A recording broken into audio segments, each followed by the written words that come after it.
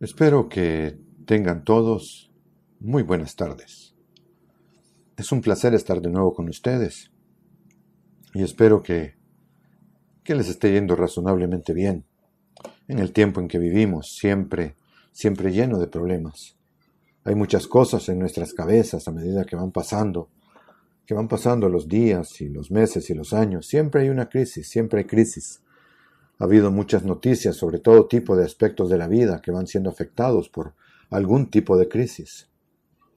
Un tipo de crisis que puede haber escapado a nuestra atención dependiendo de la experiencia personal que tengamos se refiere a cómo se están viendo afectadas las mujeres en el mundo en que vivimos.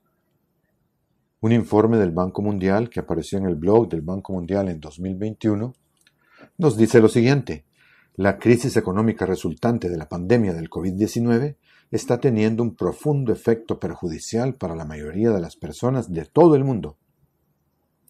Las mujeres tienen más probabilidades de trabajar en la atención sanitaria, los cuidados no remunerados y el trabajo doméstico, lo que las hace más susceptibles a las consecuencias de la pandemia del COVID-19.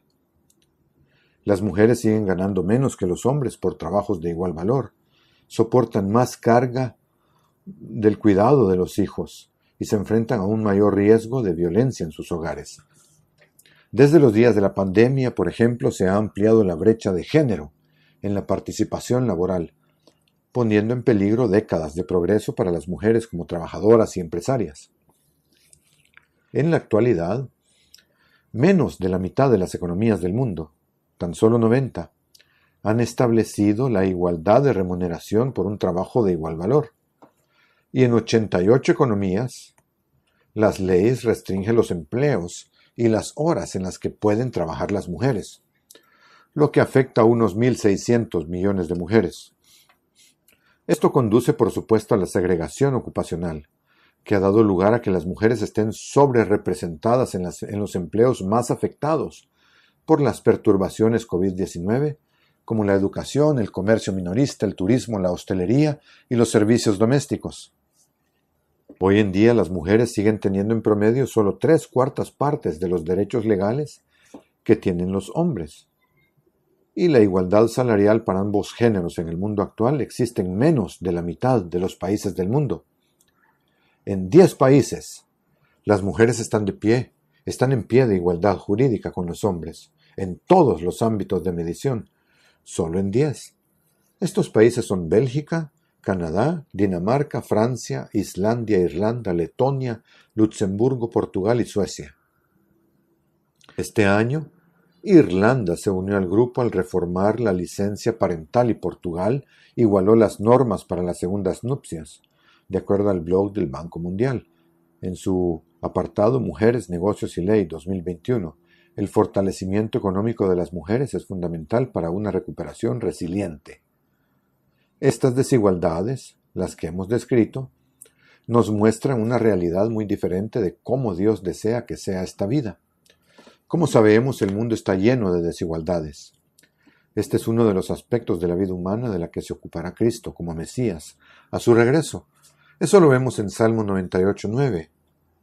En Salmos 98:9 dice, recuerden, leo de la Reina Valera 2015 en todo el sermón, a menos que se indique lo contrario. Les leo, porque Él viene a juzgar la tierra. Juzgará al mundo con justicia y a los pueblos con rectitud. El Banco Mundial informa de algunas noticias positivas que no necesariamente reflejan lo que Dios pretendía originalmente, lo que Él planeó en un principio, ya que se trata de parte de un sistema basado en el pensamiento humano, no en el camino de Dios. Con respecto al lado femenino de la humanidad, Dios tiene, de hecho, mucho que decir. Hoy quiero dedicar algún tiempo a hablar sobre Dios y las mujeres. Primero, un poco de trabajo preliminar. Este es un territorio conocido, pero importante para el debate. Como saben, la familia es uno de los conceptos clave de Dios. Dios se nos revela como un ser con una relación familiar, padre e hijo. Como padre, Él desea compartir esa relación con más hijos. Para lograrlo, Él ha elegido el proceso físico que involucra a los seres humanos. La familia humana se convierte en la base para la creación de seres espirituales, entre los que por voluntad propia hayan elegido hacer siempre lo que es correcto según el camino de Dios. Cuando Dios creó a los primeros seres humanos a su imagen, hombre y mujer, les ordenó que se reprodujeran. Estaban sujetos a las limitaciones de la materia física, es decir, con el tiempo se agotarían y dejarían de existir para siempre a menos que se transformaran en espíritu eterno. Pero se les dio la oportunidad de lograr justamente eso si comían del árbol de la vida y vivían para siempre. Es decir, podían aprovechar el conocimiento revelado por Dios, en lugar de su propio conocimiento autogenerado. Lo hemos oído tantas veces. Y, sin embargo, sin ello no podemos entender gran parte de lo que ocurre en el mundo. No podemos explicar el sufrimiento en este mundo, a lo que muchos creen que es la indiferencia de parte de Dios. No podemos tener esperanza más allá de esta vida. El Génesis lo explica y nos dice por qué somos diferentes de la creación que nos rodea. Eso está en Génesis 1:26. Lo hemos leído muchas veces y últimamente lo hemos leído también, pero veámoslo de nuevo. Génesis 1:26. Entonces Dios dijo, hagamos al hombre, a nuestra imagen, conforme a nuestra semejanza. Es decir, con la misma imagen, de acuerdo con esa semejanza, apariencia y forma. Continúo. Y tenga dominio sobre los peces del mar, las aves del cielo, el ganado y en toda la tierra, y sobre todo animal que se desplaza sobre la tierra. Creó pues Dios al hombre a su imagen. A imagen de Dios lo creó. Hombre y mujer los creó. Dios los bendijo y les dijo, sean fecundos y multiplíquense, llenen la tierra, sojúzguenla, y tengan dominio sobre los peces del mar, las aves del cielo y todos los animales que se desplazan sobre la tierra. Esta afirmación, que nos es tan familiar, se repite con un pequeño añadido en Génesis 5, donde se utilizan algunos de los mismos términos. Génesis 5, versículo 1. Este es el libro de los descendientes de Adán. Cuando Dios creó al hombre, lo hizo a semejanza de Dios. Ahí está este término otra vez. Versículo 2. Hombre y mujer los creó y los bendijo. Y el día en que fueron creados, llamó el nombre de ellos hombre. Dice la traducción. Debería decir humanidad o género humano. Cuando Adán tenía 130 años, engendró un hijo a su semejanza, conforme a su imagen. Los mismos términos. Y llamó su nombre Set. Nótese que al comparar estos dos pasajes en Génesis 1 y 5, semejanza e imagen, se aplican tanto a Dios como a la humanidad. Estamos hechos en apariencia y forma como Dios. Esto se aplica tanto al hombre como a la mujer. Así que el lenguaje se refiere a la apariencia y forma humanas, y a la apariencia y forma de la familia de Dios. No se trata de diferencias de género en este punto, se trata de la apariencia y la forma que nos hace humanos. Adán y Eva también tuvieron un hijo a su imagen y semejanza. Bueno, tuvieron más. ¿No? Pero este hijo que tuvieron a los 130 años de Adán, sabemos lo que eso significaba, que se parecía a ellos el hijo. En su caso, obviamente, era un niño. En el caso de Set. Dios también tiene una naturaleza espiritual que la humanidad puede adquirir, pero eso solo ocurre después de haberla aprendido y practicado. También sabemos que Dios creó el género. Dios creó esta clase de seres llamados humanidad en género masculino y género femenino, para que pudieran multiplicarse físicamente a través de la reproducción sexual. Supongo que Él podría haber elegido una manera diferente, como la de dotarnos a ambos de espermatozoides y óvulos dentro de un mismo cuerpo. De hecho, hay algunas formas de vida que pueden reproducirse de esa manera, o podría haber elegido una forma de reproducción asexual para nosotros. Podríamos haber sido diseñados para reproducirnos solos, por separación, por floración o por fragmentación como una estrella de mar. Pero Él eligió el método que eligió para posibilitar que los humanos pudiéramos hacer nuevas ediciones conjuntas de nosotros mismos, hombre y mujer, parecidas a nosotros mismos y a nuestra especie, a la humanidad. Esto se aplicó igualmente al hombre y a la mujer, porque físicamente fueron hechos simplemente a imagen de Dios, con un género asignado con el propósito de llevar a cabo la primera parte de su plan. Ellos, hombre y mujer, fueron bendecidos y llamados por Dios humanidad o género humano. A esto Él añadió una capacidad mental única para las relaciones basadas en el pensamiento. Génesis 2.7, vamos allá. Génesis 2.7 nos dice que Dios formó al hombre del polvo de la tierra y sopló en su nariz aliento de vida, y fue el hombre un ser viviente. Ahora entendemos un poco más acerca de este aliento que fue infundido, como algo que tiene que ver con el espíritu distintivo que tienen los seres humanos, a diferencia de los animales. En Job 32.8 leemos: Espíritu hay en el hombre, y el soplo del Omnipotente le hace que entienda. Job 32.8. Este espíritu en el hombre era necesario, porque para que Dios pudiera tener muchos hijos espirituales, los cuales primero deben ser físicos, y usando el espíritu humano o la capacidad de pensamiento, estos deberían ser capaces de elegir voluntariamente, adoptar su carácter espiritual, a través de su espíritu obrando en ellos. Entonces ellos, o nosotros, seríamos o seremos como Él en un sentido espiritual. Adán y Eva pudieron haber tomado del árbol de la vida, que representa el acceso al Espíritu de Dios. Eso nos lo dice Romanos 8:16. Ahí menciona que el Espíritu mismo da testimonio a nuestro espíritu de que somos hijos de Dios. Así que aquí tenemos en resumen todo el programa. Ser hechos físicos, eventualmente recibir el Espíritu de Dios para trabajar con nuestro espíritu, que Él igualmente nos dio, para explicarnos, probarnos, darnos conocimiento del hecho de que somos hijos de Dios como resultado de ese proceso. Digo todo esto dando un rodeo para llamar la atención sobre la igualdad de oportunidades que Dios ofrece a ambos sexos. Ahora puede que alguien diga, bueno, eso yo ya lo sabía desde el principio, es obvio. Y yo espero que de hecho ya lo supieran. Y en cierto sentido para todos nosotros es obvio.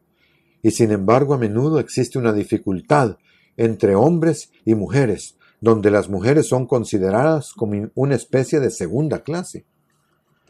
No deducimos nada de eso de lo que acabamos de leer. Y me he dado cuenta, de vez en cuando, como seguro que también ustedes, dentro de la iglesia, por no hablar fuera de ella, para quedarse corto, hablemos dentro de la iglesia, que las mujeres no siempre son tratadas con el respeto que deberían. Quizá es lo que hemos aprendido fuera en el mundo exterior y quizá lo hemos traído a la iglesia. Quizá es lo que oímos mucho fuera y lo traemos con nosotros de manera sutil a la iglesia. No me cabe duda de que el enemigo de la humanidad está tratando de destruir todo lo posible del plan de Dios, poniendo a los hombres en contra de las mujeres y viceversa. Ahora bien, al decir esto, no quiero decir que este esfuerzo destructivo excluya en absoluto al género femenino. Satanás es más que capaz de atacar a las mujeres. La historia de su encuentro con Eva lo demuestra. Pero la situación de la mujer en términos de falta de respeto es algo que me gustaría abordar hoy. ¿Cómo considera Dios a la mujer? ¿Cómo debe ser considerada? ¿Cómo deben ser consideradas las mujeres de la familia de Dios? O sea, las mujeres de la iglesia. ¿Cómo deben verse las mujeres a sí mismas ante Dios? Si no actuamos adecuadamente, es probable que sea porque no estamos entendiendo cómo Dios ve la parte femenina de su creación humana. Las Escrituras son muy claras al respecto, pero a veces nuestros propios prejuicios y malentendidos y la forma en que hemos sido educados se interponen. Y es esencial que entendamos esto bien. En un sermón reciente examinamos dos maneras de actuar, dos maneras de comportarse y de pensar, que resultan de seguir o bien el autoconocimiento humano o bien el conocimiento revelado de Dios. Hablé de 2 ciudades, 2 caminos, 2 líneas de descendencia o 2 linajes. Hoy abordamos otro aspecto de esto cuando nos preguntamos cómo se debe considerar a la mujer desde una perspectiva de Dios. Hemos considerado muchas veces la advertencia que Cristo hizo 2 veces a sus discípulos de que no debían ejercer la autoridad como lo hacen las naciones de este mundo. En Lucas 22, vamos ahí, él dio a entender que los emperadores romanos, que se llamaban a sí mismos benefactores o hacedores del bien, benefactori en latín, y otros gobernantes de la época, eran ejemplos de esto también, que gobernar con gran autoridad era lo que había que hacer. Ese era el modelo. Al mismo tiempo, estos decían que hacían el bien para todos y ejercían su autoridad, su gran autoridad, supuestamente para hacer el bien para todos. De alguna manera, se las arreglaban para combinar eso y justificar a los ojos de la gente sus formas autoritarias. Y eso sigue estando presente ahora, en el mundo en que vivimos. Pero vamos a Daniel 2 y Daniel 7, que hablan de un cuarto imperio mundial de hierro, de una bestia con grandes dientes de hierro, aplastando y destruyendo. Es una imagen aterradora. Este era el imperio autocrático del tiempo de Jesús. Eso es en medio de lo que Jesús estaba viviendo. Digo que es la forma de gobierno de tal sistema, del sistema humano, y no representa el camino de Dios. En otra ocasión, él hizo el mismo comentario en respuesta a una pregunta sobre posiciones de gobierno en el reino de Dios. Eso lo leemos en Marcos 10:35. Por tanto, esto ocurre 2 veces. Por eso digo que es una amonestación hecha 2 veces a sus discípulos de que no deben ejercer autoridad como lo hacen las naciones del mundo, los gentiles del mundo. Simplemente significa naciones no israelitas. Marcos 10:35 es pues la segunda ocasión en la que él da la misma respuesta. Y ahí dice, Jacobo y Juan, hijos de Zebedeo, se le acercaron diciendo, Maestro, quisiéramos que nos hagas lo que pidiéramos. Es una manera extraordinaria de empezar. Versículo 36, y Jesús les dijo, ¿qué quieren que les haga? Ellos le dijeron, concédenos que en tu gloria nos sentemos, uno de nosotros a tu derecha y el otro a tu izquierda. Es una petición que nos deja atónitos, ¿verdad? Y la dijeron, creo, un poco ingenuamente, sin comprender lo que estaban pidiendo. Y por supuesto Jesús explica la gravedad de lo que están pidiendo cuando les responde en el versículo 38. Entonces Jesús les dijo, no saben lo que piden. No saben lo que piden. ¿Pueden beber del vaso que yo bebo? ¿O ser bautizados con el bautismo con que yo soy bautizado? Les pregunta. Con ello quería decir, ¿van a soportar el sacrificio que estoy a punto de hacer? ¿Es eso lo que ustedes son capaces de hacer? Porque eso es más o menos lo que están diciendo cuando pretenden estar en ese papel en el reino de Dios. Y ellos respondieron, podemos. Y Jesús les dijo, a la verdad, del vaso que yo bebo, beberán, y con el bautismo con que yo soy bautizado, serán bautizados. De modo que les esperaban tiempos difíciles. Pero después él añade en el versículo 40, pero el sentarse a mi derecha y a mi izquierda, no es mío darlo, sino a aquellos para quienes está preparado. Cuando lo oyeron los 10, comenzaron a enojarse contra Jacobo y contra Juan. Pero Jesús, llamándolos, les dijo, y aquí está la lección que él extrae de todo esto, la misma lección que había señalado cuando habló de los gobernantes de los gentiles, que se consideraban a sí mismos como benefactores. Jesús dice, ustedes saben que los que son tenidos por gobernantes de las naciones se enseñorean de ellas, y que los grandes ejercen sobre ellas todo su poder. Versículo 43. Pero no debe ser así entre ustedes, sino que el que quiera ser grande entre ustedes, que sea el siervo de todos. Y el que de ustedes quiera ser el primero, que sea su servidor. Porque el Hijo del Hombre no vino para ser servido, sino para servir y para dar su vida en rescate por muchos.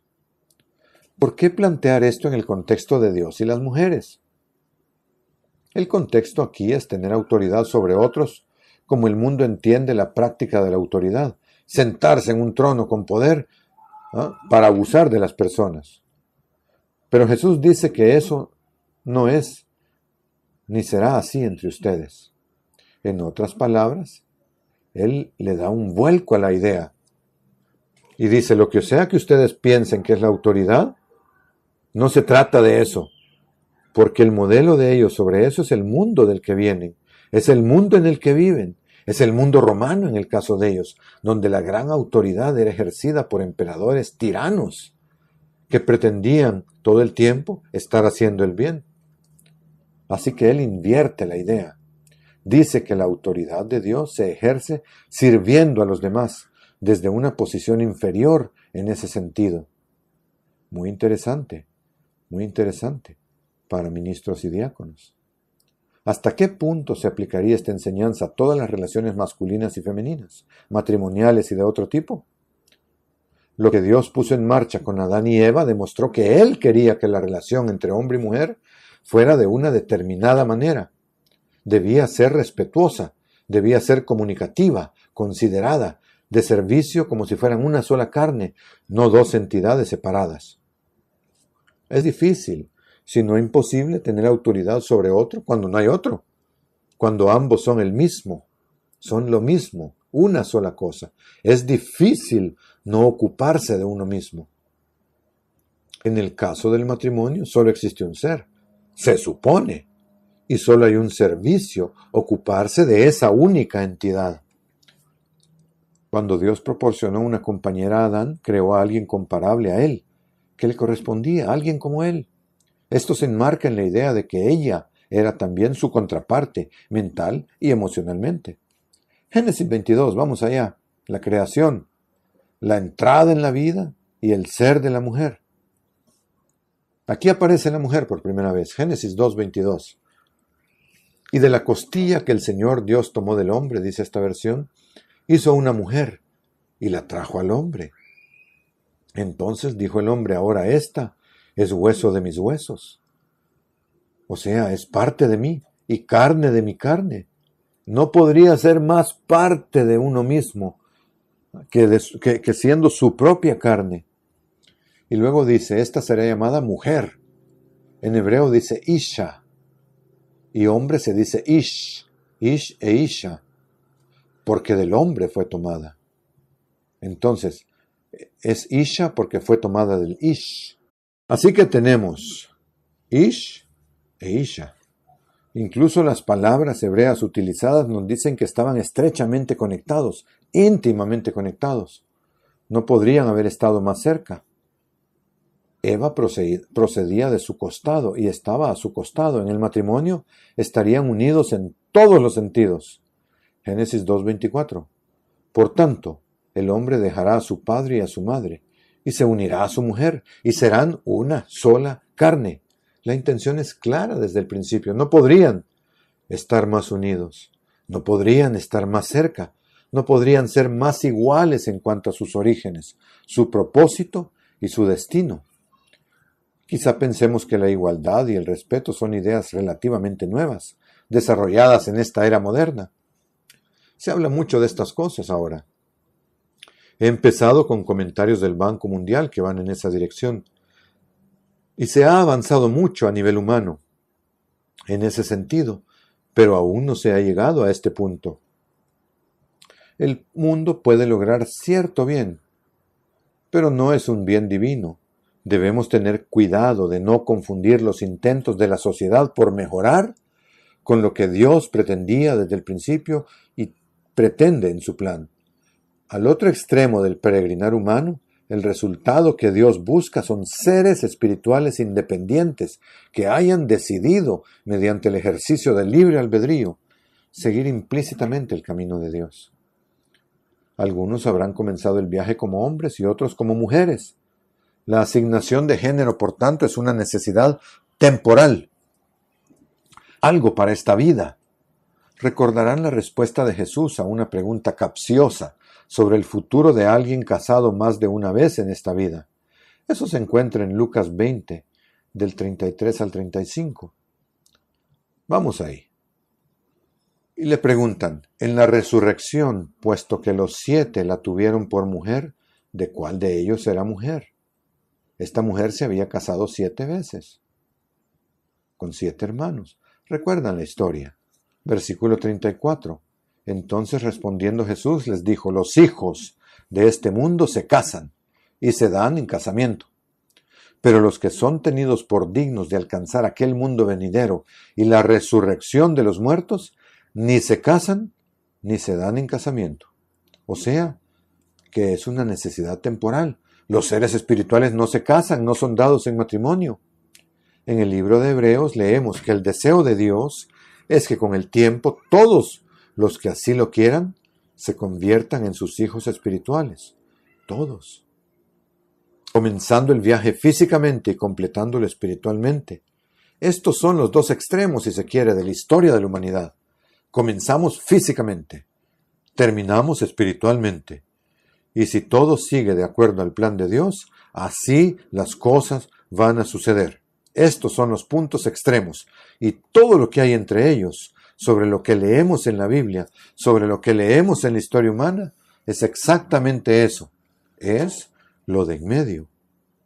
Entre los extremos es donde encaja todo lo que leemos en la Biblia sobre hombres y mujeres que viven la vida. Toda la experiencia que se registra es explicable en términos de lo que sucedió al principio con la civilización humana que se alejó de Dios y lo que sucedió con los pocos con los que Él tuvo contacto. Hubo muy pocos con los que Dios trabajó antes de Abraham y de los hijos de Israel. Ellos tuvieron la oportunidad en sus tiempos, pero tenemos que recordar, mientras tratamos de entender cómo los hombres y las mujeres se relacionan con Dios, incluso cuando saben quién es Él, que este mundo no es el mundo de Dios. Vivimos en este espacio imperfecto, entre estos dos puntos. Así que tenemos que recordar que en la era patriarcal y después, las mujeres eran tratadas como menos que iguales. Esa era la naturaleza de ese mundo, y algunas partes del relato bíblico reflejan esa perspectiva, porque está ambientado en ese entorno, pero eso no significa que Dios lo estableciera así, lo prefiriera así, no significa eso. Por ejemplo, Dios sabía que los israelitas no seguirían su camino una vez que entraran en la tierra prometida. Esto es lo que aprendemos de las palabras de Moisés en Deuteronomio 31, 27 y 29. Dios sabía que los israelitas no seguirían su camino una vez en esa tierra, Deuteronomio 31. Ellos eran imperfectos e iban a comportarse de manera imperfecta. Lo que leemos sobre su forma de actuar no debería ser la norma, la manera en que pensamos que Dios organizó las cosas, sino que es la forma en que ellos hicieron las cosas, aún en contra de la voluntad de Dios. Vamos a Deuteronomio 31, 27. Porque yo conozco tu rebelión y tu dura cerviz, tu cabeza dura. He aquí que aún estando vivo yo, hoy con ustedes son rebeldes al Señor. ¿Y cuánto más después que yo haya muerto? Porque yo sé que después de mi muerte, ciertamente, ustedes los corromperán y los apartarán del camino que les he mandado. También, en los días futuros, les ha de sobrevenir el desastre, porque habrán hecho lo malo ante los ojos del Señor, enojándolo con la obra de las manos de ustedes. En Deuteronomio 24, ahí cerca, incluso antes de entrar en la tierra prometida, tenemos el ejemplo del divorcio entre los israelitas. Aquí hay algo que hicieron mal, hicieron muy mal, no era la intención de Dios. Pero ahí está en Deuteronomio 24. El pasaje trata más de lo que ocurre después de un divorcio que de dar las razones para ello. Deuteronomio 24:1. Si un hombre toma a una mujer y se casa con ella, y sucede que ella no le agrada por haber él hallado en ella alguna cosa vergonzosa, le escribirá una carta de divorcio, la entregará en su mano y la despedirá de su casa. Salida ella de su casa, podrá ir y casarse con otro hombre. Si este hombre la llega a aborrecer, le escribe una carta de divorcio, la entrega en su mano, la despide de su casa, o si muere este hombre que la tomó por mujer, entonces su primer marido que la despidió no podrá volverla a tomar para que sea su mujer, después que ella fue mancillada, porque esto sería una abominación delante del Señor. No has de traer pecado a la tierra, que el Señor tu Dios te da por heredad. ¿Qué sucede aquí? El divorcio se reconoce aquí como una realidad en este punto tan temprano de la historia de Israel. No está prescrito. No es el deseo de Dios para ellos. Es una realidad que ya está reconocida. Esto era lo que estaba pasando. Los hombres podían divorciarse mucho más fácilmente que las mujeres, tanto en el antiguo Israel como en las culturas de la época. Jesús abordó esto y mostró la diferencia entre las intenciones originales de Dios y lo que Moisés permitió. Marcos 10:2. Eso lo encontramos en Marcos 10, capítulo 10, versículo 2. Entonces se acercaron unos fariseos para probarle y le preguntaron si era lícito al marido divorciarse de su mujer. Ahora bien, tenemos que saber que esta es también una especie de pregunta capciosa. Hay más en ella de lo que parece. Ellos, los fariseos, saben que la pregunta es que hay un debate en torno al término en Deuteronomio 24, traducido, algo objetable en ella. ¿Qué tan amplio o estrecho es el término? ¿Qué tanto es permitido? ¿Qué tan objetable debe ser algo para que permita el divorcio? ¿Cómo debe interpretarse? ¿Puede uno divorciarse por cualquier cosa? ¿O tiene que ser algo muy específico? ¿Qué significa algo desagradable en ella? Eso está abierto a la interpretación. Este era el punto de vista de los fariseos. Jesús lo reconoce. Él sabe que están tratando de hacerle una trampa. Así que él responde en el versículo 3. Pero él respondió y les dijo, ¿qué les mandó Moisés? ¿Qué les mandó Moisés? Podría haberles dicho, ¿qué dice el Génesis? Pero les sigue el juego. Él sabe de dónde han tomado su referencia doctrinal, de Deuteronomio 24, y por eso les dice, ¿qué les mandó Moisés? Versículo 4, y los fariseos dijeron, Moisés permitió escribir carta de divorcio y despedirla. Y ahora viene el núcleo poderoso de la respuesta de Jesús. Versículo 5, pero Jesús les dijo, por causa de la dureza del corazón de ustedes, les escribió Moisés este mandamiento. Moisés escribió este mandamiento para ustedes, les dice. Pero desde el principio de la creación, ahora va el Génesis, Dios los hizo hombre y mujer. Por esta causa el hombre dejará a su padre y a su madre y se unirá a su mujer, y serán los dos una sola carne. Así que ya no son más dos, sino una sola carne. Por tanto, lo que Dios ha unido, no lo separe el hombre. Sabemos que el divorcio no era la intención original de Dios. Pero los israelitas eran duros de corazón, y Moisés permitió el divorcio entre ellos. Se trata de una desigualdad provocada por la acción humana, no por Dios. Cuando llegamos a los tiempos del nuevo pacto y de la iglesia, y ya la iglesia se ha formado y está viviendo de acuerdo con la aplicación espiritual de la ley de amor de Dios, está claro que una esposa o esposo abandonado o abandonada por alguien que es o se ha convertido en un compañero no creyente, no tiene que vivir bajo los términos de su acuerdo matrimonial. Como dice Pablo, él o ella no está bajo esclavitud y es por lo tanto libre. Lo encontramos en 1 Corintios 7. 1 Corintios 7. Vamos a abordar todo esto para demostrar cómo piensa Dios de la mujer. ¿Cómo ve Dios a la mujer? Podríamos dar otro sermón sobre cómo Él ve al hombre, y lo haremos en el futuro, pero ahora estamos hablando sobre este lado, Dios y la mujer. 1 Corintios 7, versículo 10. Pero a los que se han casado, escribe Pablo, mando, no yo, sino el Señor, que la esposa no se separe de su esposo. Pero si ella se separa, que se quede sin casarse, o que se reconcilie con su esposo, y que el esposo no abandone a su esposa. Está hablando de dos personas convertidas, personas en la iglesia. Una vez formada la iglesia, Esta es la sentencia que se dicta. Dice, no soy yo quien dice esto, sino el Señor, que la mujer no debe separarse de su marido. Pero si ella se separa, supongamos que no se llevan bien, pues que se quede sola, o que se reconcilie con su marido, y que el marido no se divorcie de su mujer. Esto les dice Pablo. No debe haber divorcio en la iglesia. Puede haber separación, pero no divorcio.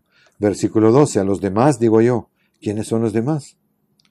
Pues los que están casados con inconversos, queda claro. A los demás digo yo, y no el Señor.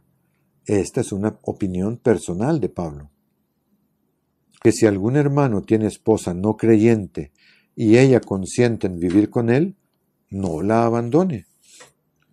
No tome el hecho de que su esposa sea inconversa como una excusa para usted o como un permiso para divorciarse de ella porque ella no cree lo que usted cree. Usted se ha convertido. Ella no se ha convertido todavía en esta vida. Eso no significa que usted pueda dejarla. Muestra cómo Dios ve a una mujer que no está convertida. Versículo 13 dice, si alguna esposa tiene esposo no creyente y él consiente en vivir con ella, no lo abandone. Porque el esposo no creyente es santificado en la esposa y la esposa no creyente en el creyente. De otra manera sus hijos serían impuros, pero ahora son santos. Hay una especie de protección espiritual sobre ellos. Son apartados de cierta manera a causa del creyente. Pero si el no creyente se separa, que se separe. En tal caso, el hermano o la hermana, la persona convertida, no han sido puestos bajo servidumbre. En griego dice doulo, D-O-U-L-O-O. No está esclavizado, quiere decir, no está bajo obligación, es libre de actuar. Son diferentes formas de traducirlo. En ese caso, si el compañero no creyente se separa, el hermano o la hermana, en tal caso, en la iglesia no está atado, dice, no está bajo obligación, no está esclavizado, es libre de actuar, pues Dios los ha llamado a vivir en paz. Porque ¿cómo sabes, oh esposa, si quizás harás salvo a tu esposo? ¿O cómo sabes, oh esposo, si quizás harás salvo a tu esposa? Esa es la razón para quedarse con un inconverso, si la persona está dispuesta a vivir con el que es miembro de la iglesia. ¿Cómo sabes, oh esposo, si quizás harás salvo a tu esposa? Todo esto muestra la preocupación de Dios por el matrimonio, por la familia, por el hombre y por la mujer, que de otro modo estarían en desventaja. Hay simetría aquí, si se quiere, entre el hombre y la mujer en esta situación. Así que esta es una manera interesante de ver cómo Dios se preocupa por las mujeres en el matrimonio, en todo tipo de estados diferentes, convertidos e inconversos, y lo que Él piensa sobre el matrimonio, lo que Él piensa sobre haber creado al hombre y a la mujer. Todo esto está incluido aquí en el trasfondo, si lo reflexionamos. Hay un par de ejemplos que me gustaría mencionar, de hombres de Dios que prestaron atención y respetaron la aportación femenina. Abraham hizo una fiesta para el día en que Isaac fue destetado. Sara, naturalmente, estaba encantada de haber tenido a su hijo primogénito.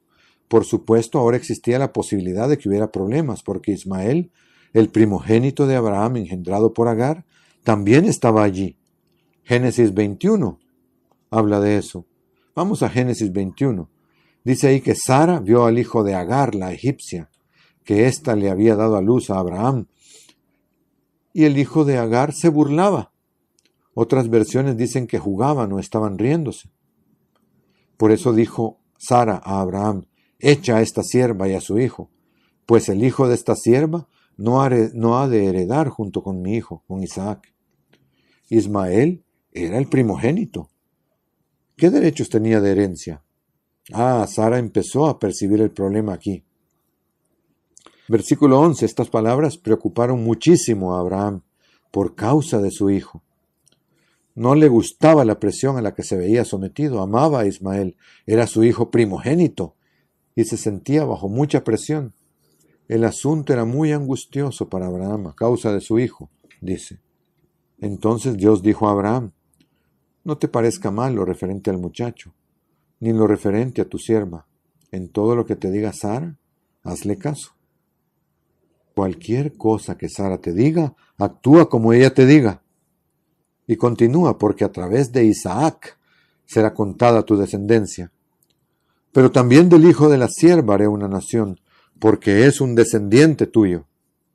Abraham hizo caso del consejo de su mujer, y Dios se encargó del resto, bendiciendo a Agar e Ismael. El segundo ejemplo se refiere a David y a sus hombres, que habían proporcionado protección y hospitalidad a los pastores de un hombre rico. Más tarde, pensando que este hombre podría corresponder a su generosidad, David pidió un beneficio al hombre. Pidió comida para un banquete. Pero el hombre fue grosero y desagradecido y echó a los hombres de David. Esto enfureció mucho a David, tanto que decidió matar al hombre y a toda su familia. David era una persona sanguinaria. Iba a matar al hombre. Claramente una respuesta malvada. Si hubiera llevado a cabo ese plan, eso le habría atormentado durante mucho tiempo, durante el resto de su vida. Después de todo, él era el próximo rey, que ya había sido ungido. ¿Qué le impidió llevar a cabo este mal juicio inducido por la emoción? En pocas palabras, él estuvo dispuesto a escuchar el consejo de una mujer sabia y valiente, Abigail, la esposa de Nabal, ese hombre rico. Ella trajo regalos de comida y vino. Vamos a 1 Samuel 25, ahí está. Y dice ahí que ella trajo regalos de comida y vino, que eran suficientes para el banquete que su marido le había negado a David. Fue una decisión muy sabia. 1 Samuel 25. Es la respuesta de David. Bendito sea el Señor Dios de Israel, dice, que te envió hoy a mi encuentro. Bendito sea tu buen juicio y bendita seas tú, que hoy me has impedido ir a derramar sangre y a vengarme por mi propia mano. No obstante, vive el Señor Dios de Israel, que me ha impedido hacerte daño, porque si no te hubieras apresurado a venir a mi encuentro, antes del amanecer no le habría quedado a Nabal ni un solo hombre con vida. He escuchado tu voz y te he tratado con respeto, dice. Así dos personas muy bien valoradas por Dios, Abraham y David, fueron hombres que estuvieron dispuestos a escuchar a una mujer. Pasemos ahora a discutir el otro extremo del propósito espiritual de la vida humana. ¿Qué nos dicen las Escrituras sobre el papel de la mujer en ese ámbito? Veamos la genealogía de Jesús en Mateo 1. Contiene, como saben, los nombres de muchos hombres. Este hombre engendró a este hombre y este otro engendró a este otro, engendraron, una larga lista. Contiene los nombres de muchos hombres, pero también está el nombre de algunas mujeres. Ocasionalmente dice, este hombre engendró a esta persona junto a, y luego el nombre de una mujer. Y hay 4.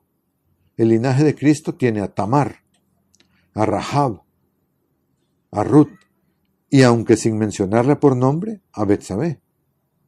Por la circunstancia de cada una se expresa esperanza al incluirlas en la genealogía de Cristo. Conocemos la historia de Tamar y Judá, una situación muy triste, pero que forma parte del linaje de Judá. Rahab era una gentil. Ruth, también una gentil, una historia muy positiva de Ruth. Y Betsabé, todos conocemos la famosa historia, y es una historia horrible realmente. Pero todas ellas están incluidas en el linaje de Cristo y aparecen nombradas. Ninguna otra mujer es nombrada en este linaje y uno se pregunta ¿por qué? Y creo que Dios nos está señalando que a pesar de que eran de fuera de Israel, o a pesar de ser parte de Israel y haber estado involucradas en alguna situación terrible, malvada, como en el caso de Tamar y Betsabé, Dios va a hacer que todo se resuelva. Todo va a salir bien y entonces ellas son parte del linaje de Cristo. Leemos acerca de algo más en Hebreos 2:3, cuando estamos hablando del otro extremo del camino, en términos de lo que se llama una salvación tan grande. Hebreos 2:3 habla de una salvación tan grande. Esta salvación dice que al principio fue declarada por el Señor y nos fue confirmada por medio de los que oyeron. Sigan ahí en Hebreos 2. Vamos a seguir leyendo. A continuación, en esa sección, se habla del mundo venidero, en el versículo 5, en el contexto de la pregunta de David, ¿qué es el hombre? La respuesta es muy clara y no se limita al hombre, sino que significa ¿qué es la humanidad? ¿O qué es el género humano? Está enmarcada por la experiencia de Jesús como ser humano, que sufrió la muerte por todos, no solo por los hombres, sino por todos. Hebreos 2, versículo 5. porque no fue a los ángeles a quienes Dios sometió el mundo venidero, del cual hablamos. Pues alguien dio testimonio en un lugar diciendo ¿qué es el hombre? ¿O qué es la humanidad? En otras palabras, ¿qué son los seres humanos? ¿Qué es la humanidad para que Dios se acuerde de nosotros? O el Hijo del Hombre, los mortales, para que tengas cuidado de ellos, dice. La nueva versión estándar revisada aquí tiene una nota que dice, en el hebreo del Salmo 8, del 4 al 6, la cita que es el hombre para que te acuerdes de él en los escritos de David. En el hebreo del Salmo 8, del 4 al 6, tanto hombre como hijo de hombre se refieren no solo a los hombres, sino a toda la humanidad. Así que en el hebreo, el lenguaje en el que fue escrito el libro de los Salmos, que se está citando, se refiere a la humanidad o al género humano, y no a los hombres solamente. Hebreos 2, versículo 7. Les has hecho por poco tiempo menor que los ángeles. Les coronaste de gloria y de honra. Todas las cosas has sometido bajo sus pies. Y al someter a él todas las cosas, no dejó nada que no esté sometido a él, pero ahora no vemos todavía todas las cosas sometidas a él, a la humanidad. Sin embargo, vemos a Jesús, quien por poco tiempo fue hecho menor que los ángeles, coronado de gloria y honra por el padecimiento de la muerte, para que por la gracia de Dios gustase la muerte por todos, hombres y mujeres. Versículo 10. Porque le convenía a Dios, por causa de quien y por medio de quien todas las cosas existen, perfeccionar al autor de la salvación de ellos, de la humanidad, por medio de los padecimientos, para conducir a muchos hijos, hombres y mujeres, a la gloria. Y otra vez dice, yo pondré mi confianza en él, y otra vez he aquí yo y los hijos que Dios me dio.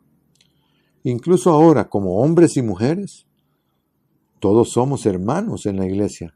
La palabra griega que se utiliza es adelphos, que es un plural masculino.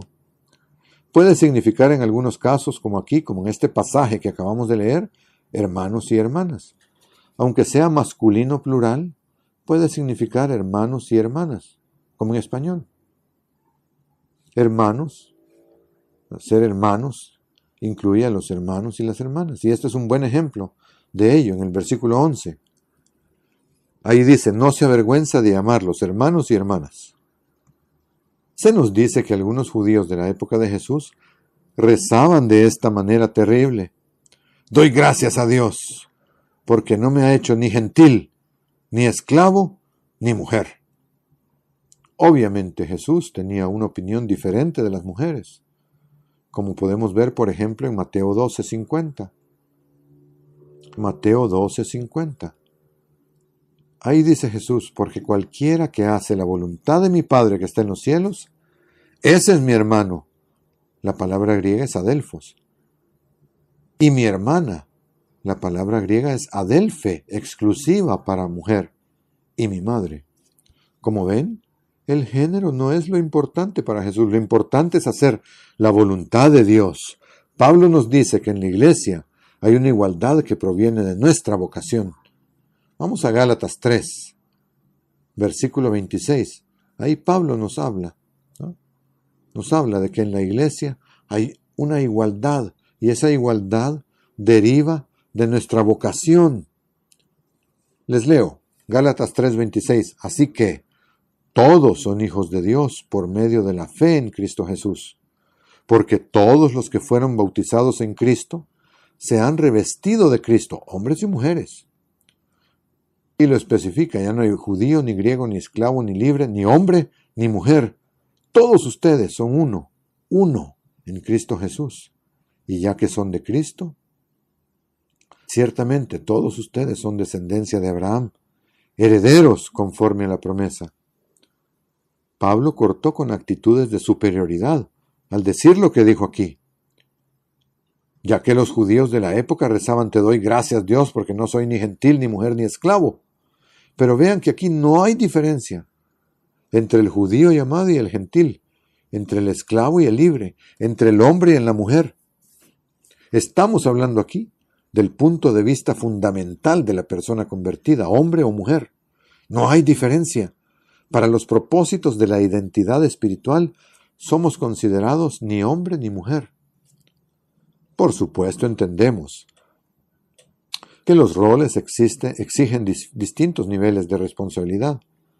Sabemos que hay una diferencia entre un padre y una madre, pero en términos de su destino espiritual no hay diferencia, y eso debería condicionar cómo nos vemos unos a otros. La idea de que las mujeres, de alguna manera sutil, son una especie de humano de segunda clase o que están en una categoría diferente, inferior, espiritualmente hablando, no es verdad. Todas estas escrituras lo demuestran. Dios es el Padre. Él es la cabeza de la familia. Cabeza de su familia. En la iglesia, el padre humano es el responsable de su familia, como el que toma las decisiones finales, pero tiene que hacer eso no ignorando a la esposa, sino con gentileza y cuidado, y tiene que pedir su opinión, no ignorarla ni anularla con dureza. La relación matrimonial debe enseñarnos mucho acerca de la relación familiar cercana, comprometida y amorosa entre Cristo y su pueblo. Deben llegar a ser uno espiritualmente. Vamos a Efesios 5:28. Vamos ahí. Conocemos este pasaje muy bien, pero considerémoslo en términos de la igualdad de nuestro destino espiritual. Efesios 5:28. De igual manera, los esposos deben amar a sus esposas como a sus propios cuerpos. Aquí se cumple que ella es hueso de mis huesos y carne de mi carne. El que ama a su esposa, a sí mismo se ama, porque nadie aborreció jamás a su propio cuerpo, más bien lo sustenta y lo cuida, tal como Cristo a la iglesia. Él ama su propio cuerpo, se podría decir. Cristo ama su propio cuerpo, y su cuerpo es la iglesia, y también es su esposa, la iglesia, y ama a su esposa. Versículo 30. ¿Por qué? ¿O debido a qué? Somos miembros de su cuerpo, el cuerpo de Cristo, la iglesia, de su carne y de sus huesos, como Adán y Eva, como Eva lo fue de Adán. Nosotros somos hueso de los huesos de Jesús, carne de la carne de Jesús. Versículo 31, por eso dejará el hombre a su padre y a su madre, y se unirá a su mujer, y los dos serán una sola carne. Cita el Génesis y dice, grande es este misterio. Lo que estoy hablando probablemente parece muy desconcertante y una cosa misteriosa, pero yo lo digo con respecto de Cristo y de la iglesia, dice Pablo. Lo mismo se aplicó a Adán y Eva en términos de cercanía. Una relación muy estrecha, cuidándose completamente el uno al otro como si fueran una sola persona. Dice que eso es realmente un modelo para Cristo y la iglesia. Nos ayuda a comprender lo que Cristo y la iglesia son. Hay otra analogía que nos ayuda a apreciar el papel de la mujer a los ojos de Dios. Es el concepto de formar parte de un hogar guiado por el Espíritu, funcional y amoroso. La idea de un ámbito doméstico. Escribiendo a hombres y mujeres en Éfeso, en Efesios 2, Pablo les dice que ya no son extranjeros ni peregrinos, sino conciudadanos de los santos y miembros de la familia de Dios. Eso lo dice en el versículo 19 del capítulo 2. Él está escribiendo a hombres y mujeres en el área de Éfeso y está diciendo, ustedes no están separados de la iglesia, sino que son conciudadanos de los santos, miembros de la familia de Dios. Dios es una familia de la cual somos parte, y Él tiene todo tipo de personas en ella, pero todos tienen igualdad de oportunidades, como escribe a los Gálatas, en Gálatas 6:10. Vamos ahí. Gálatas 6:10. Por lo tanto, mientras tengamos oportunidad, hagamos el bien a todos, y en especial a los de la familia de la fe. Los hombres tenemos hermanas en la iglesia. Cada mujer tiene hermanas en la iglesia que son miembros de la familia de la fe. Dentro de la iglesia, hombres y mujeres, padres e hijos, componen hogares funcionales, integrados, amorosos, que deberían a su vez reflejar a la familia de Dios. Eso es lo que somos. Nuestra familia no debe estar en disyuntiva con lo que debe ser la iglesia. no debe ser una cosa muy distinta, totalmente distinta, opuesta a lo que es la iglesia, sino que debe estar alineada a la iglesia como hogar integrado por la fe. Las mujeres interesadas en el Evangelio se mencionan a menudo en el Nuevo Testamento. Hay un par de capítulos en el libro de Hechos donde leemos de mujeres y hombres y hogares que llegan a la verdad en un corto periodo de tiempo. Eso está en Hechos 16, vayamos ahí. Muchas cosas suceden rápidamente en Hechos 16 y Hechos 17. Es una mirada a cómo la iglesia estaba creciendo, quiénes eran sus miembros y cuál era la forma en que la iglesia estaba funcionando. Vamos al capítulo 16 de Hechos. Comienza con Timoteo en un lugar llamado Listra, en el centro oeste de la actual Turquía, y es presentado como el hijo de una mujer judía creyente. Más tarde nos enteramos de que ella y su madre habían criado a Timoteo en el camino. Ella era judía, su abuela también, y Timoteo era medio judío, su padre era griego. Este es el papel de la mujer, por así decirlo, en la enseñanza de la verdad a su familia. Eso es lo que se enfatiza. Más adelante en el capítulo 16, Pablo cruza Macedonia y va a Filipos. Y llegamos a Hechos 16:13, donde dice esto: y el día de reposo salimos fuera de la puerta de la ciudad, junto al río, donde pensábamos que habría un lugar de oración, y nos sentamos ahí y hablábamos a las mujeres que se habían reunido. En uno de nuestros viajes fuimos a Filipos, creo que cuando hacíamos el programa especial sobre Pablo. Y en efecto hay un río fuera de la ciudad de Filipos. Hay un pequeño conjunto de ruinas de la ciudad que se pueden ver hoy en día. Son un poco posteriores a la época de Pablo, pero de todos modos construidas en el emplazamiento de la antigua Filipos. Y fuera de la ciudad hay un río, el mismo río que había entonces. Un lugar bastante agradable.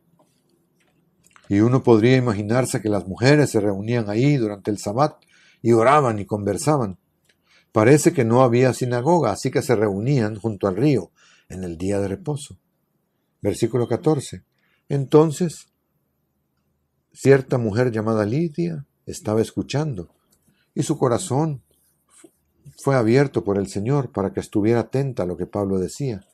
Y ella era vendedora de púrpura de la ciudad de Tiatira, y era temerosa de Dios. Era temerosa de Dios, era gentil, pero era creyente en el Dios de Israel. Versículo 15.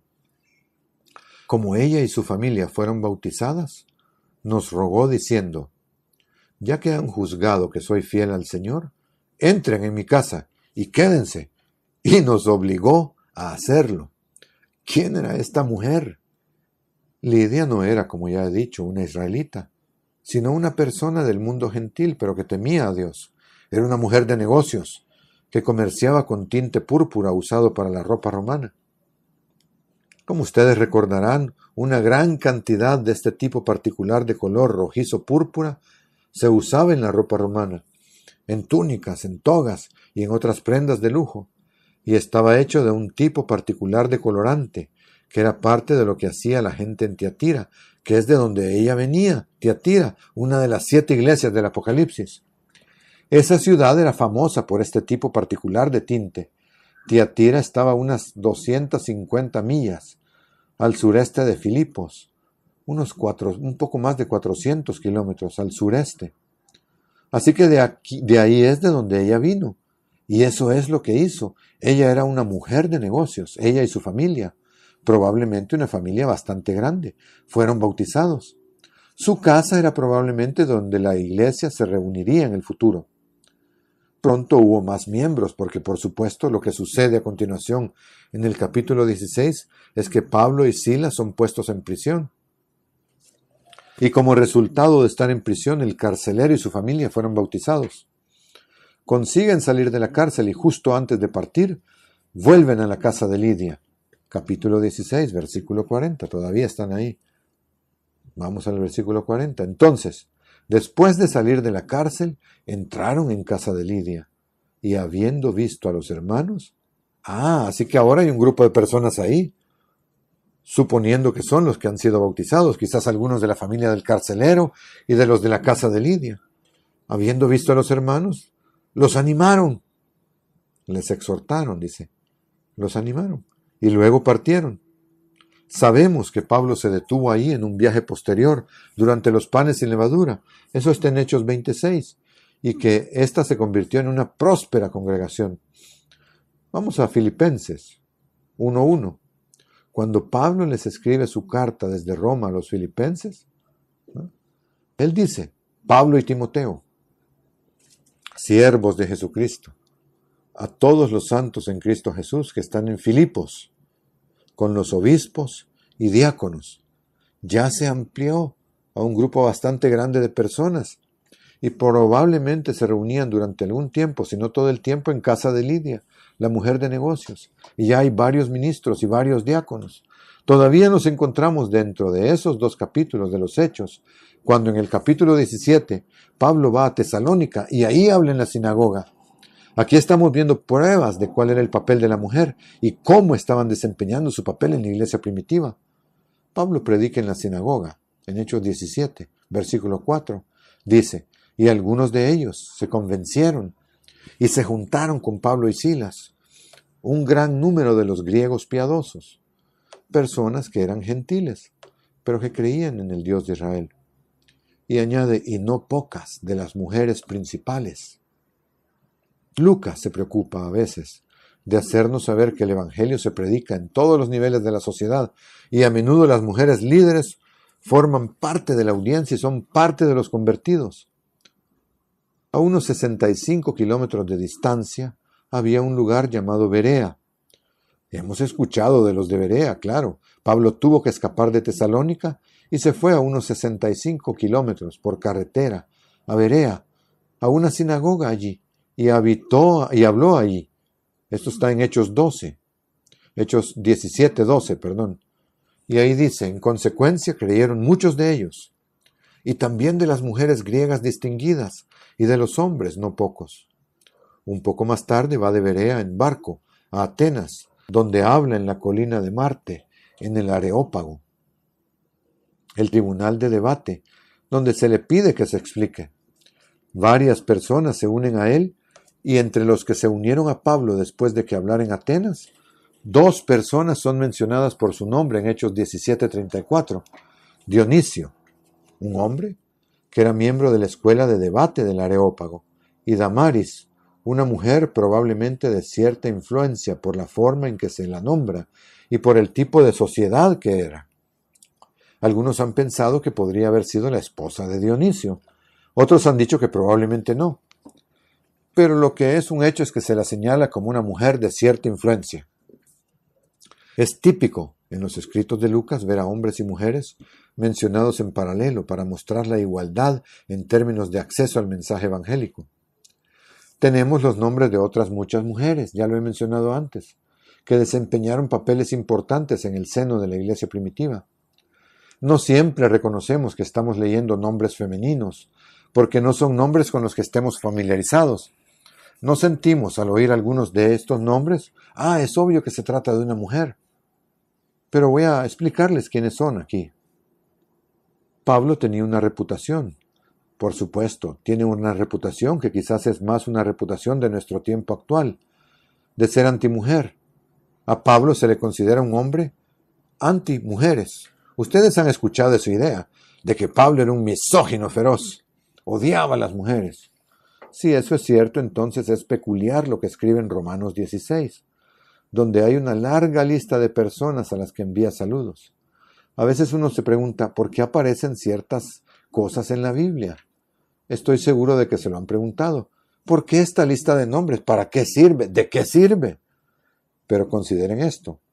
De los 26 nombres aquí en Romanos 16 a los que está enviando saludos, 10 son muy probablemente mujeres y con seguridad 8 son mujeres. Es decir, que de 26 nombres al menos 10 son mujeres. Y lo que dice de ellas es muy interesante. En este capítulo se nombra a Febe, a Prisca o Priscila. Priscila es la forma diminutiva de Prisca. Es el diminutivo, es extraño para nosotros.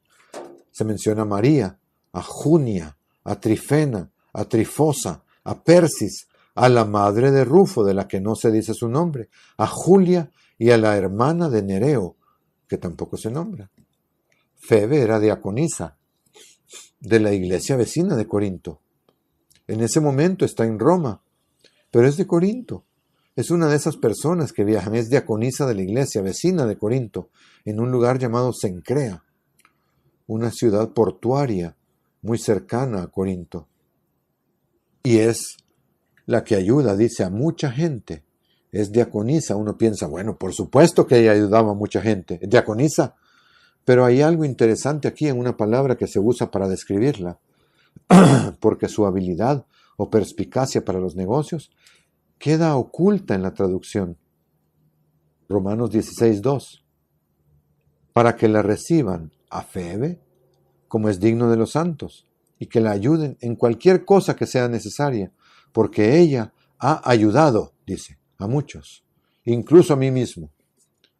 ¿Qué es esto? ¿Qué es lo que hay aquí? Una persona que ayuda a muchos. La palabra que aquí se traduce por ayudante es la palabra griega prostasis. Sugiere que Febe era una persona de cierta riqueza y posición y que era capaz de actuar como patrocinadora de una comunidad pequeña y en apuros. Era una mujer que tenía fondos y contactos para poder ayudar a la gente, actuando como patrocinadora o mecenas. Eso es lo que significa la palabra prostasis. Era una persona que ayudaba a muchos, pero eso queda enterrado, ¿no? Uno no se da cuenta de que ella es una mujer de negocios. Ella tenía todo tipo de contactos, ella podía ayudar a la gente, ella tal vez podía prestar dinero a la gente. Pablo dice, ella ha ayudado a muchos, incluso a mí mismo. Por cierto, este tipo de asistencia femenina a la obra de Dios no era inusual. Cristo tuvo este tipo de colaboradoras. Lo encontramos en Lucas 8. No sé si han notado a cierta persona aquí. Tal vez a varias aquí que hacen lo mismo. Lucas 8. Aconteció después que él andaba de ciudad en ciudad y de aldea en aldea, predicando y anunciando el evangelio del reino de Dios. Los 12 iban con él. Claro, viajaban con un grupo de 12. Y también algunas mujeres que habían sido sanadas de espíritus malignos y de enfermedades. Personas que Cristo había sanado. María, llamada Magdalena, de la cual habían salido 7 demonios. Juana, la mujer de Cusa, administrador de Herodes. Susana y muchas otras. Ellas le servían con sus bienes. Ellos estaban en el camino, estaban viajando. Tenían un grupo de gente que eran seguidores, que habían sido sanados, que estaban agradecidos, que tenían acceso a bienes, fondos, comida, todas las cosas que se necesitan cuando se está viajando con un grupo. Estas personas viajaban y eran de gran ayuda en ese sentido, apoyando el trabajo de la iglesia. Romanos 16:3, volvemos aquí. Menciona el equipo formado por Priscila o Prisca y Aquila. Aquí se les llama colaboradores de Pablo en Cristo Jesús. Así que no eludamos el hecho de que un integrante de su grupo de colegas de trabajo es una mujer y que juntos fueron los que ayudaron a Apolos a entender el camino con más precisión. Recuerden, Apolos estaba predicando, pero no tenía todos los datos que necesitaba para hacer realmente el trabajo de predicar el evangelio. Entonces Priscila y Aquila se encontraron con él, lo escucharon y le dijeron, necesitas entender algunas cosas que aún no entiendes. Lo llevaron aparte y le enseñaron. Como equipo de marido y mujer, enseñaron a Apolos, que era un evangelista, al que le correspondía salir a evangelizar. Eso está en Hechos 18:26, si quieren comprobarlo. Noten que Priscila tiene un papel conjunto en ambas referencias, en Romanos 16 y en Hechos 18. En Romanos 16, vamos ahí, se señala a otra de ellas, Junias. Es señalada como una creyente de los primeros tiempos, muy respetada. Ella, probablemente junto con Andrónico, si es que era su marido, y creo que sí por la forma en que está escrito. Junias es un nombre femenino. ¿No? Vamos ahí a Romanos 16:7 para que lo veamos. Ella probablemente junto con Andrónico, que quizás era su marido, y pienso que sí, vamos. Saluden a Andrónico y a Junias, mis parientes y compañeros de prisiones. Junias es una mujer, quienes son muy estimados por los apóstoles y también fueron antes de mí en Cristo. Los primeros conversos conocidos entre los apóstoles tenían en alta estima a Andrónico y Junias. Cuando leo estos muchos nombres de hombres y mujeres que ayudaron a la obra de Dios a seguir adelante, me vienen a la mente los nombres de muchos de ustedes. Y sí, hay muchas mujeres que desempeñan funciones de diaconisas y esposas de ministros en las operaciones cotidianas, ayudantes de todo tipo. Ayudan con el trabajo administrativo, gestionan las finanzas, editan y escriben y participan en la predicación del Evangelio. Al igual que Pablo, estoy agradecido por todos ustedes. ¿Por qué no habría de estarlo? ¿Por qué no iba a estar agradecido Pablo por todas las personas que le ayudaron? Todas estas mujeres que estamos nombrando aquí, así como los hombres, todos estos, pero las mujeres especialmente, no deben ser dejadas de lado. Tomemos un momento para abordar algunas preguntas que surgen siempre cuando tratamos este tema del papel de la mujer en la iglesia. Vamos a 1 de Timoteo 2. Algunos preguntarán, bueno, ¿y qué pasa con 1 de Timoteo 2? Y en ese versículo dice, capítulo 2, versículo 11, 1 de Timoteo 2:11, la mujer aprenda con tranquilidad, con toda sujeción, porque no permito a una mujer enseñar ni ejercer dominio sobre el hombre, o el marido, dicen otras traducciones, sino estar con tranquilidad, o en silencio, dicen otras traducciones. ¿Significa esto que las mujeres nunca deben enseñar principios espirituales? Si eso fuera cierto, María nunca podría haber enseñado nada a Jesús sobre el modo de vida que ella y José practicaban como personas fieles. Para entender 1 de Timoteo 2, tenemos que fijarnos en el contexto. Como siempre, el contexto es clave. Pablo habla aquí de la oración en un marco congregacional. De eso trata esta sección. Habla de la oración en un entorno congregacional. Al hacerlo se refiere a otros asuntos de la congregación, como quién enseña y quién no enseña en ese entorno, en la congregación. No se trata de una afirmación general de que las mujeres tengan que estar siempre en silencio. Se trata de lo que ocurre en un entorno congregacional. No está diciendo que las mujeres nunca deban enseñar o dirigir en otros ámbitos. ¿Qué pasa con el papel en la educación de Timoteo del que acabamos de hablar? Desempeñado por su madre y por su abuela. Su padre ni siquiera estaba en la escena espiritualmente. ¿Quién le habría enseñado sino su madre y su abuela? Ellas fueron la base de su entendimiento que Pablo trae a colación y dice que recuerde lo que se le enseñó temprano en su vida acerca del camino de Dios. Se lo enseñaron su madre y su abuela, y más tarde Pablo puede decir acerca de esta persona joven que creció de esta manera: no tengo a nadie como él para cuidar de ustedes de la manera en que me gustaría que ustedes fueran cuidados. Le escribe eso a una de las iglesias: no tengo a nadie como él. Había sido educado, formado, instruido, de cierta manera, por dos damas. Algunos han sugerido que las mujeres nunca deben decirle a un hombre nada de naturaleza correctiva. Cuando una mujer me señala un error, un fallo en mis escritos, un punto de lógica, se lo agradezco. Y eso ocurre de vez en cuando. De eso se trata el proceso de edición. Cuando una diaconisa me pide que haga algo que está dentro de su esfera de autoridad delegada, ¿debo responder con una negativa? Yo no le haré caso a una mujer. Permítanme darles un ejemplo de autoridad delegada, en el que una persona se equivocó bastante. Se trataba de una traducción en vivo de un sermoncillo que un hombre dio hace muchos años. La traductora, habiendo visto sus notas, le sugirió a este hombre un cambio basado en un error que había en lo que él iba a enseñar, no en la traducción.